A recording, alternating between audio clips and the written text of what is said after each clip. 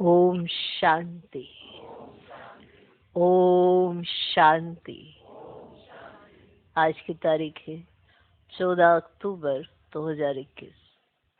साकार महावाक्य। बाबा कहते मीठे बच्चे, योग बल से विकारों रूपी रावण पर विजय प्राप्त कर सच्चा सच्चा दशहरा मनाओ। योग बल से विकारों रूपी रावण पर विजय प्राप्त कर सच्चा सच्चा दशहरा मनाओ।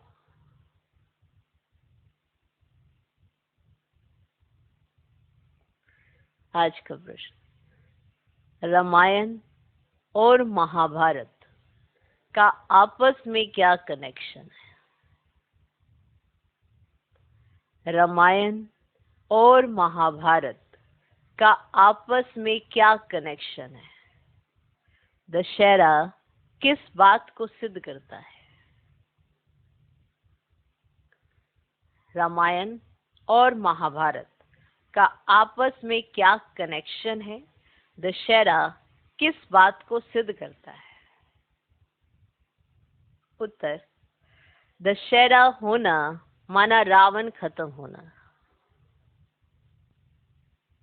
दशहरा होना माना रावण खत्म होना और सीताओं को छुटकारा मिलना। और सीताओं को छुटकारा मिलना। लेकिन दशहरा मनाने से तो रावण से छुटकारा मिलता नहीं। लेकिन दशहरा मनाने से तो रावण से छुटकारा मिलता नहीं। जब महाभारत होता है, जब महाभारत होता है, तब सब सीताओं को छुटकारा मिल जाता है। जब महाभारत होता है, तब सब सीताओं को छुटकारा मिल जाता है। महाभारत लड़ाई से रावण राज्य खत्म होता है।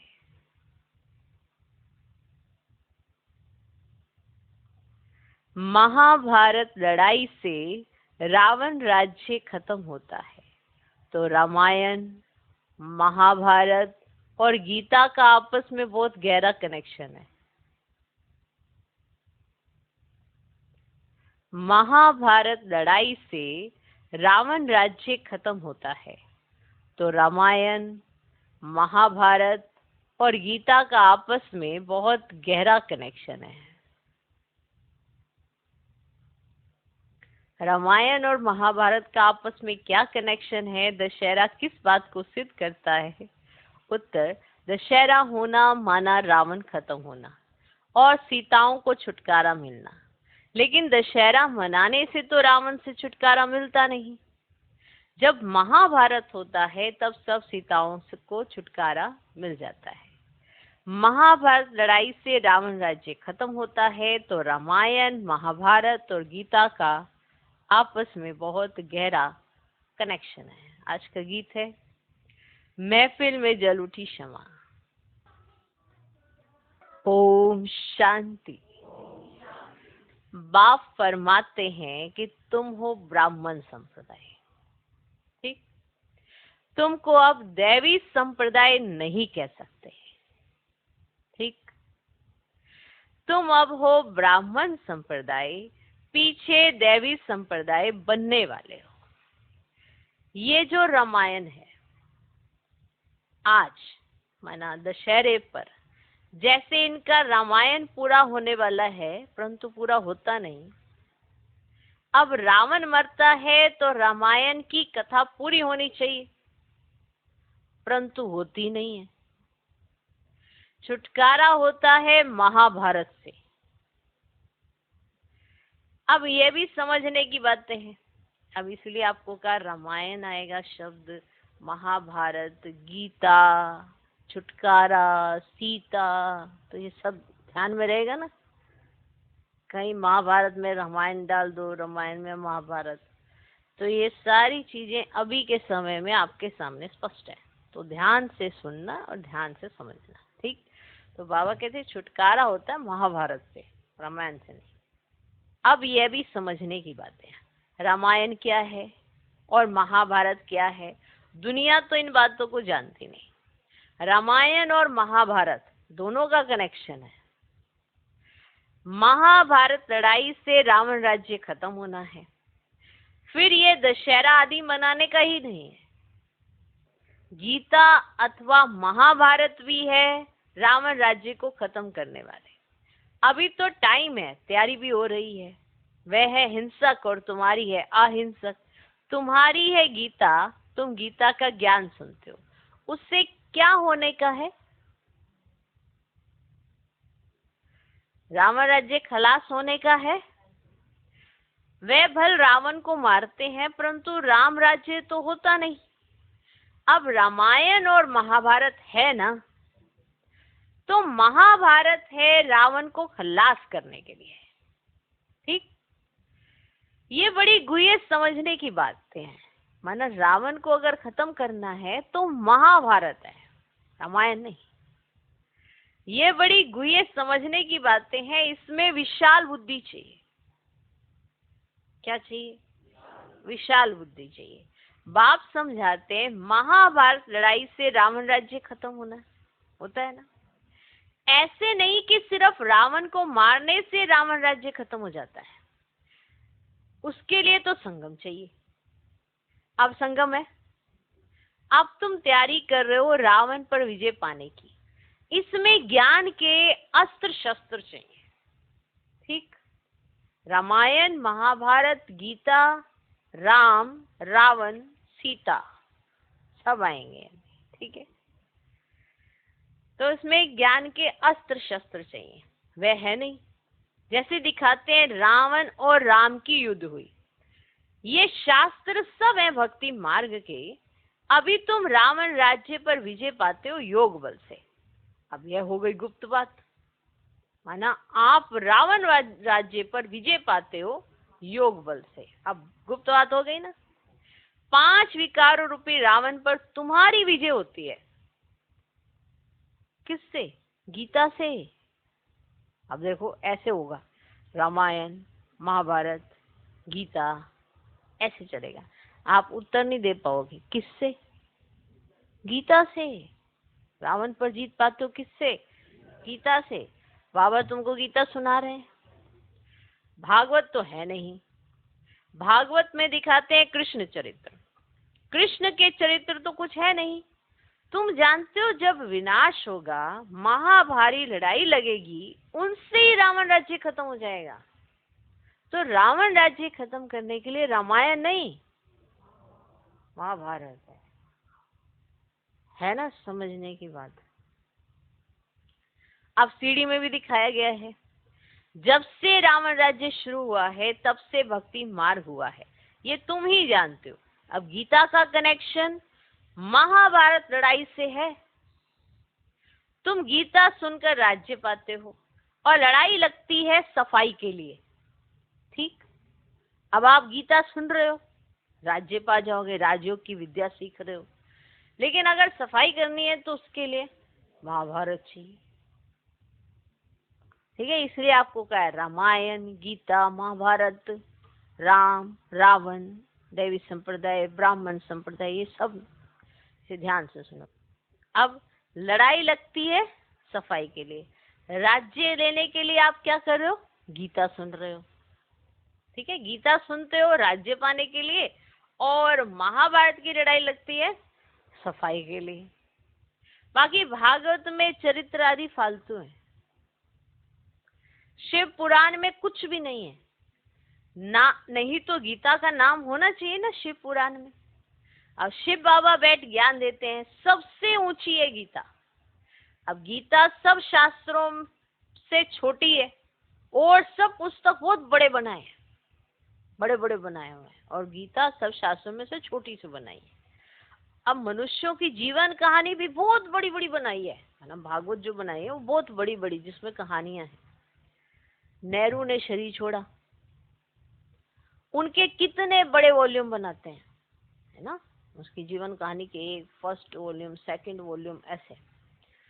अब ये गीता शिव बाबा के वॉल्यूम्स की कितनी बड़ी होनी चाहिए, है ना, पहली, दूसरी, तीसरी, माना गीता ज्ञान तो आप कितने समय से सुनते आए, और ये सब ये क्या है ना, वॉल्यूम्स है ना ये, अगर इकट्ठी की जाए तो। अब ये गीता शिव बाबा के वॉल्यूम्स की कितनी बड़ी होनी चाहिए, परंतु गीता कितनी छोटी है, छोटी सी गीता होती है।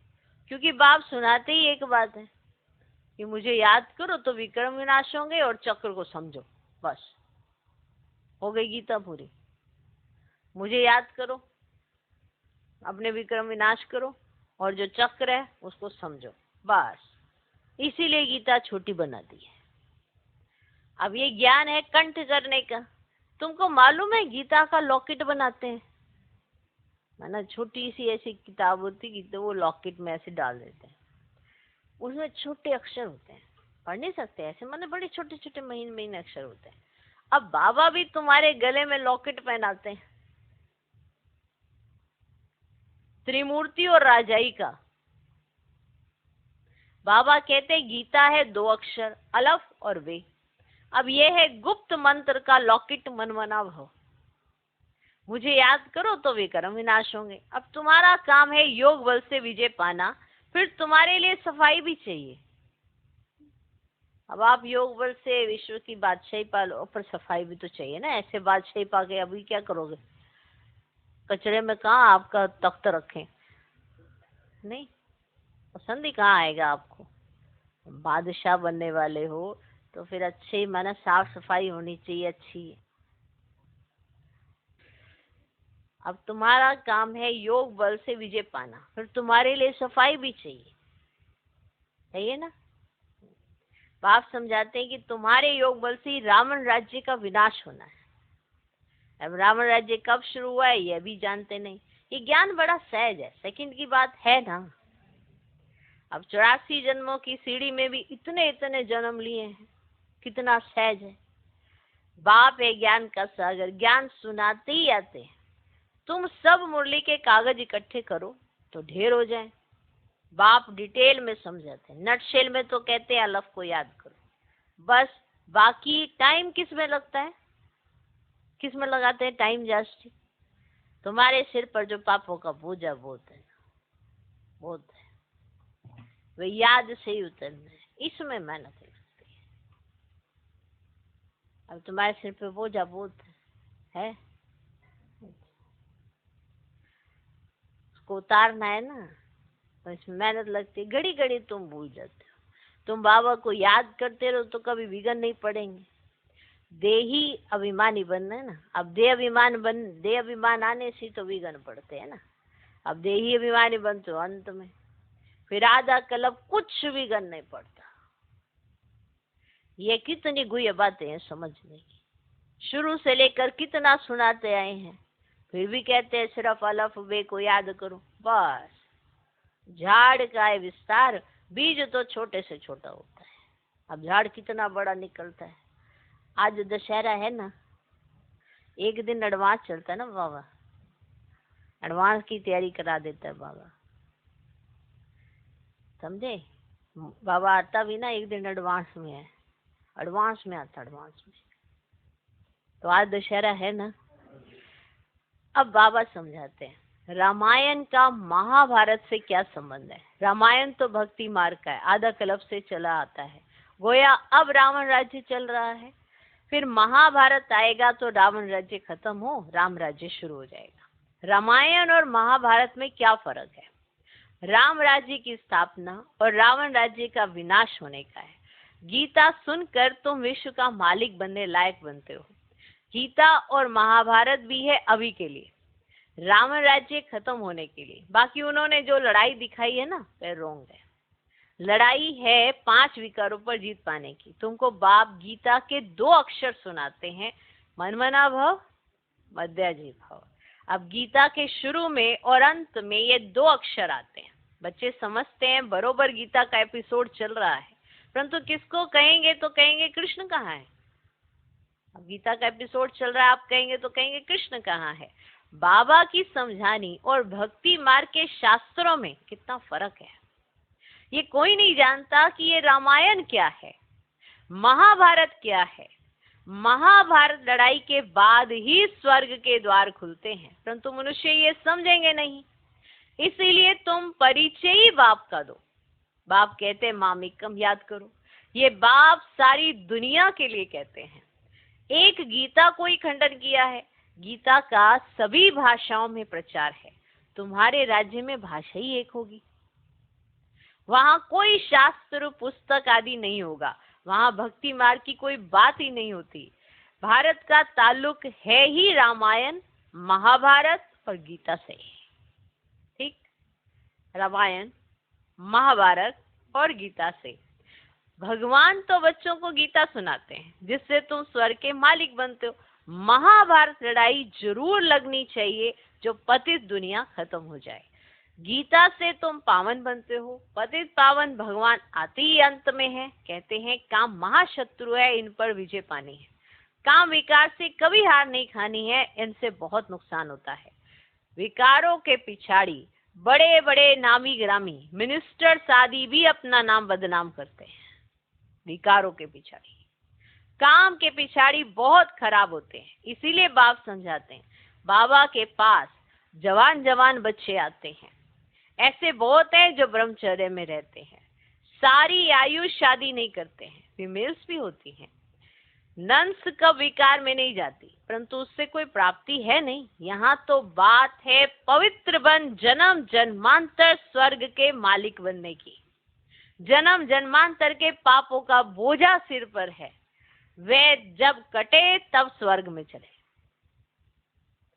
यहाँ मनुष्य पाप करते रहते करके एक जन्म कोई सन्यासी बनते हैं। जन्म तो विकार से लेते हैं ना। रावण राज्य में विकार बिगड़ जन्म होता ही नहीं। पूछते हैं वहां जन्म कैसे होगा।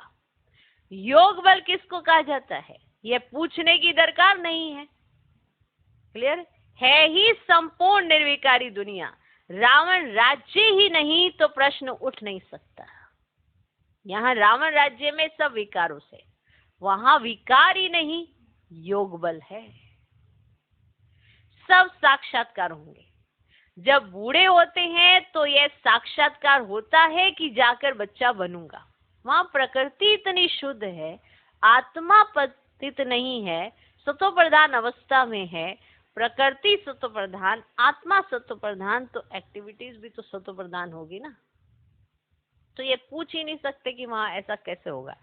है ही संपूर्ण निर्विकारी दुनिया। रावण राज्य ही नहीं तो प्रश्न उठ ही नहीं सकता। सब साक्षात्कार होंगे। जब बूढ़े होते हैं तब साक्षात्कार होता है कि जाकर बच्चा बनूंगा, माता के गर्भ में जाऊंगा। ये नहीं मालूम रहता कि फलाने घर जाऊंगा। माता का गर्भ दिखता है, माता नहीं दिखती है और ना ही वो घर दिखता है, क्योंकि वो तो स्थूल नेत्रों से देखेंगे, वो सूक्ष्म नेत्रों से थोड़ा दिखाई देगा।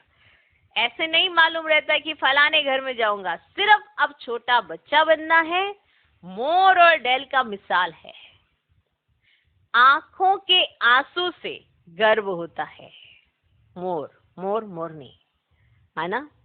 मोर के आंसू मोरनी अपने मुख में धारण कर लेती है तो गर्भ धारण हो जाता है ना। इतनी वंडरफुल चीजें हमारे इर्द गिर्द प्रकृति में हैं जो ये बताती हैं कि जब प्रकृति कंप्लीट सत्व प्रधान अवस्था में होगी और आत्मा सत्व प्रधान अवस्था में होगी, संपूर्ण निर्विकारी होगी, तो विकारों का कोई लेना देना नहीं होगा। निर्विकारी अवस्था में योग बल के माध्यम से ही संतान होगी। तो इसीलिए बाबा बता रहे हैं मोर और डेल का एक मिसाल है। आंखों के आंसू से गर्भ होता है।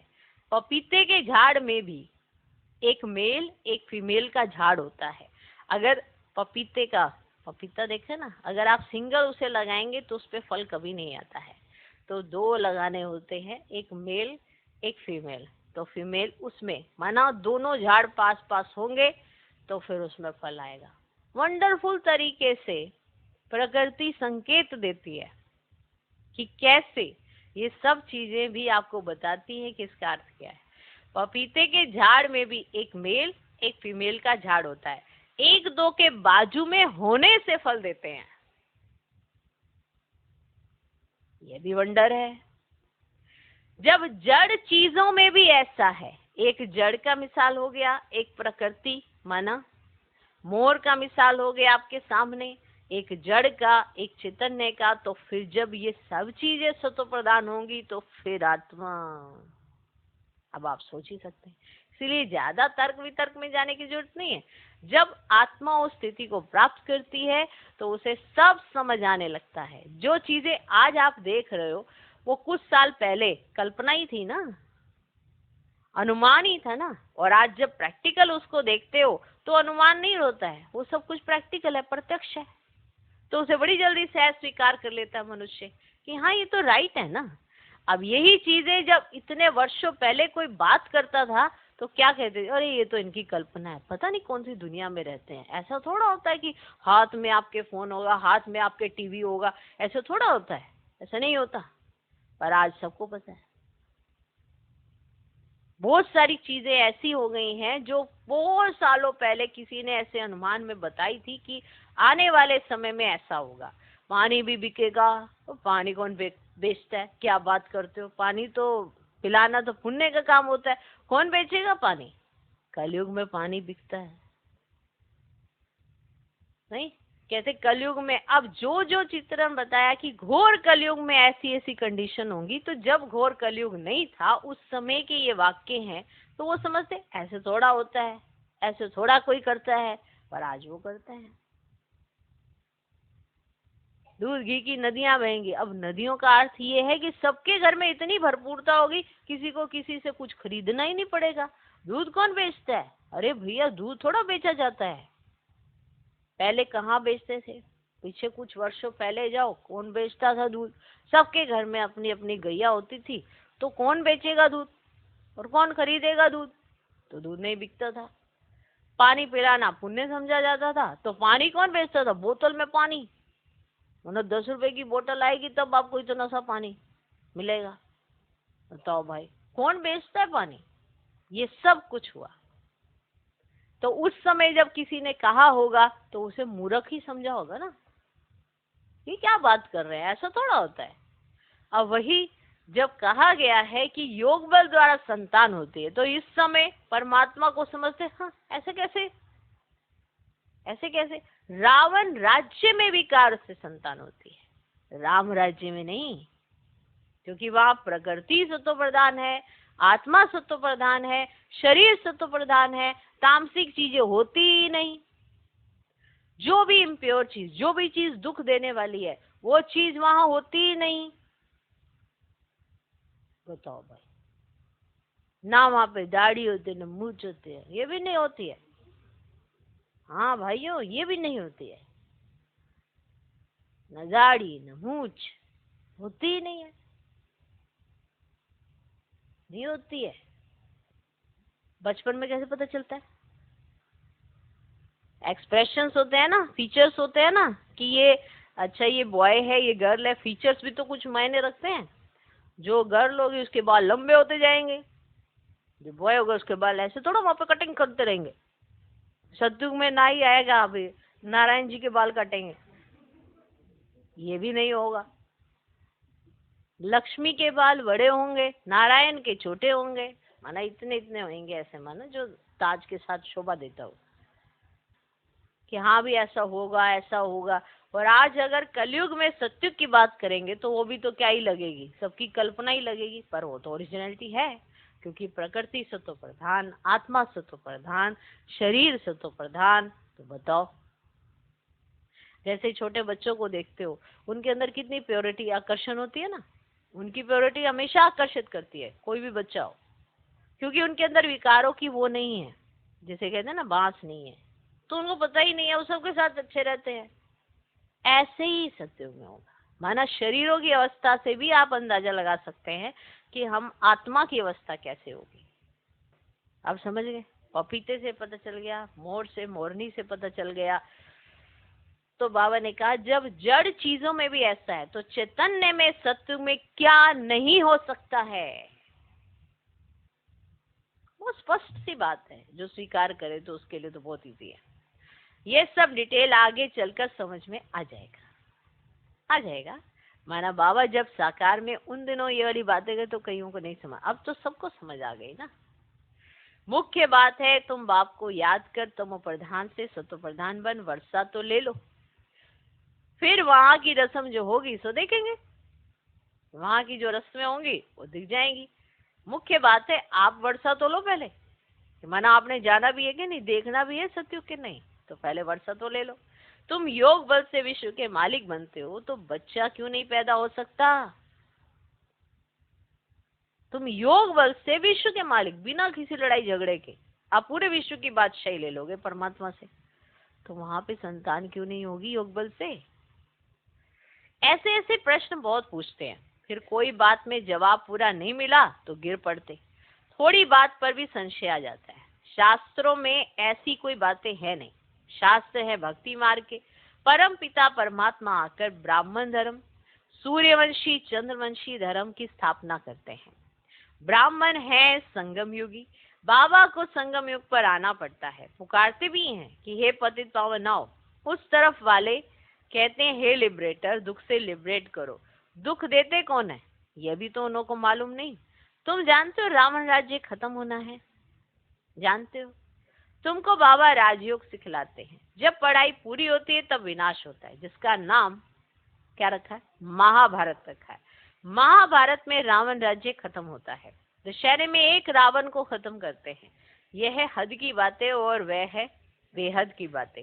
ये सारी दुनिया खत्म हो जाएगी, तो इतनी छोटी छोटी बच्चियां नॉलेज कितनी बड़ी ले रही हो। वह जिस्मानी नॉलेज जैसे घासलेट है, सीधी सी बात है ना, घासलेट समान है। अब यह है सच्चा घी, माना ये जो नॉलेज है ना, जो बाबा की नॉलेज जो बाबा के माध्यम से मिलती है, ये सच्चा सच्चा घी है। माना ओवरऑल आपको सारी नॉलेज हो जाती है, और बाकी जो दूसरी पढ़ाई है वो है घासलेट के घासलेट। तो रात दिन का फर्क है ना। रावण राज्य में तुमको घासलेट खाना पड़ता है, और खाना भी तो घासलेट से बनाते हैं ना, खाना पड़ता है। आगे इतना सस्ता सच्चा घी मिलता था, फिर महंगा हो गया तो घासलेट खाना पड़ा, माना तेल। अभी तुम्हें घासलेट खाना पड़ता है, तेल, तेल लिखा हुआ है। ये गैस बिजली आदि पहले कुछ भी नहीं था, थोड़े ही वर्षों में कितना फर्क पड़ा है। अभी तुम जानते हो सब खत्म होने वाला है। शिव बाबा हमें लक्ष्मी नारायण जैसा बनने के लिए पढ़ा रहे हैं। ये नशा इस बाबा को तो बहुत रहता है, बच्चों को माया भुला देती है। जब कहते हैं हम बाबा से वर्षा लेने आए हैं, तो वे नशा क्यों नहीं चढ़ता? स्वीट होम स्वीट राजधानी भूल जाती है। बाबा जानते हैं जो जो हड्डी सर्विस करते हैं, जो जो हड्डी सर्विस करते हैं वही महाराजकुमार बनेंगे। राजकुमार भी नहीं, महाराजकुमार, माना महाराजा की संतान, महाराजकुमार। तुमको ये नशा क्यों नहीं रहता है? माना हम तो अपने ही नशे में, ये घासलेट खाने वाले हैं। तुमको ये नशा क्यों नहीं रहता है? क्योंकि याद में नहीं रहते हैं, सर्विस में पूरा तत्पर नहीं रहते हैं। कभी तो सर्विस में उछल पड़ते, कभी ठंडे हो जाते। ये हर एक अपने से पूछो पूछो पूछो पूछो, ऐसा होता है ना। तुमको ये नशा क्यों नहीं रहता? मैंने कभी गढ़ा, मेरे पीछे पड़े हो, क्यों नहीं रहता तुमको ये नशा? क्योंकि याद में नहीं रहते, सर्विस में पूरा तत्पर नहीं रहते, तो कभी तो सर्विस में उछल पड़ते, कभी ठंडे हो जाते। ये हर एक अपने से पूछो, ऐसा होता है ना, होता है ना। कभी कभी भूले भी हो जाती है, इसीलिए बाबा समझाते हैं जबान बड़ी मीठी चाहिए, मीठी जबान। तो जबान बड़ी मीठी चाहिए, सबको राजी करना है, किसको आवेश ना आए। बाप कितना प्यार कर सागर है। अब गौ कोर्स बंद कराने के लिए कितना माथा मारते हैं।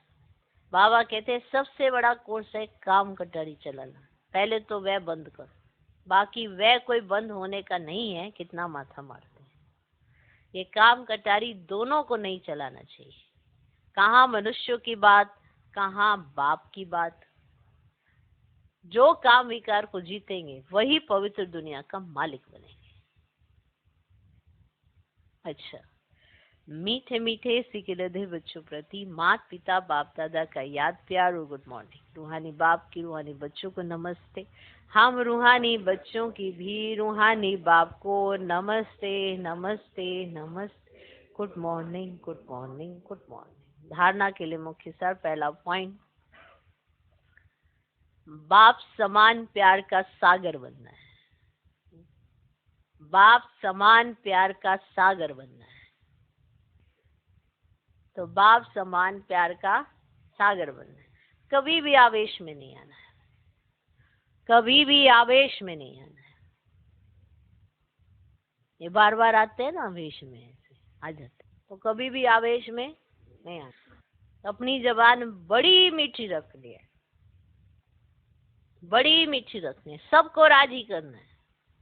अपनी जबान बड़ी मीठी रखनी है। सबको राजी करना है। दूसरा पॉइंट, हड्डी सर्विस करनी है। जो आपकी सर्विस होती है ना, जो सेवा होती है, उसमें ही हड्डी लगा लो, ठीक, कि माना अलर्ट रहो। सर्विस जो करो वो एक्यूरेसी से करो, तो होती है हड्डी सर्विस करना। माना अपने तन का ध्यान ना रख के सुध बुध खो के बस सर्विस की तरफ अलर्टनेस रखना, उसे कहते हैं हड्डी सर्विस। अब माना जिसकी सिक्योरिटी की, वो सो जाए सिक्योरिटी की सेवा में, तो वो क्या सर्विस कर रहा है? हड्डी सर्विस का सेवा। अलर्टनेस जरूरी है। जो भी सेवा करो उसमें अलर्टनेस जरूरी है और एक्यूरेसी होना जरूरी है, तो उसे कहते हैं हड्डी सर्विस करना। माना अपनी सुध बुध खो के सेवा करना, हड्डी सर्विस करनी है।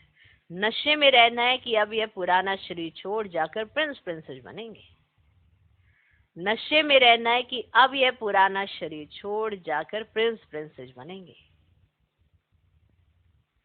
आज का वरदान, सेवा की लगन द्वारा लौकिक को अलौकिक प्रवृत्ति में परिवर्तन करने वाले निरंतर सेवाधारी भव। सेवा की लगन द्वारा लौकिक को अलौकिक प्रवृत्ति में परिवर्तन करने वाले निरंतर सेवाधारी भव। देखो वरदान कितना महत्वपूर्ण है। अगर आप इसको अपने जीवन में धारण कर लें तो कितनी वंडरफुल बात हो जाए। तो सेवा की लगन, जिसको सेवा की लगन होती है वो चाहे लौकिक में रहे या अलौकिक परिवार में रहे, वो सेवा करेगा। और जो लौकिक को अलौकिक प्रवृत्ति में बदल देता है तो वो निरंतर सेवाधारी रहता है। ये नहीं कि अलौकिक परिवार में आए तभी सेवा करनी है। जब लौकिक में भी अलौकिक भाव आ जाएगा, अलौकिक दृष्टिकोण होगा, तो अलौकिक प्रवृत्ति बन जाएगी। तो इसमें चेंज करके आप निरंतर सेवाधारी बन सकते हैं। सेवाधारी का कर्तव्य है निरंतर सेवा में रहना, चाहे मनसा सेवा हो, चाहे वाचा व कर्मणा सेवा हो। सेवाधारी कभी भी सेवा को अपने से अलग नहीं समझते। जिनकी बुद्धि में सदा सेवा की लगन रहती है, उनकी लौकिक प्रवृत्ति बदलकर ईश्वरीय प्रवृत्ति हो जाती है। जैसे ईश्वर का भी तो परिवार है ना। जैसे आपके घर में भी 2-4 लोग जितने भी आपकी प्रवृत्ति में होते हैं तो उनके साथ रहते हो, और ईश्वर के परिवार में बहुत सारे बच्चे होते हैं, माँ बाप बच्चे है, तो ये भी परिवार है, वो भी परिवार। तो जब आप लौकिक वृत्ति से ऊपर उठकर उसको चेंज करके ईश्वरीय प्रवृत्ति बना देते हो, जब आप मनसा वाचा कर्मणा तीनों तरीके से सेवा करते हो। सेवाधारी घर को घर नहीं समझते, लेकिन सेवा स्थान समझकर चलते हैं। सेवाधारी का मुख्य गुण है त्याग। सेवाधारी का मुख्य गुण है त्याग। त्याग वृत्ति वाले प्रवृत्ति में तपस्वी मूर्त होकर रहते हैं, जिससे सेवा स्वतः होती है। सेवाधारी का अर्थ ही होता है त्याग। अब सेवाधारी किस किस चीज का त्याग करेगा? वो हर उस चीज का त्याग करेगा जो उसे सेवा से दूर करती है। इसलिए उसे सेवा से इतना प्यार होता है कि वो हर चीज का त्याग करने के लिए रेडी होता है। सेवाधारी का मुख्य गुण है त्याग। त्याग वृत्ति वाले प्रवृत्ति से तपस्वी मूर्त होकर रहते हैं, जिससे सेवा स्वतः होती है। आज का स्लोगन, अपने संस्कारों को दिव्य बनाना है तो मन बुद्धि को बाप के आगे समर्पित कर दो। अपने संस्कारों को दिव्य बनाना है तो मन बुद्धि को बाप के आगे समर्पित कर दो। ओम शांति।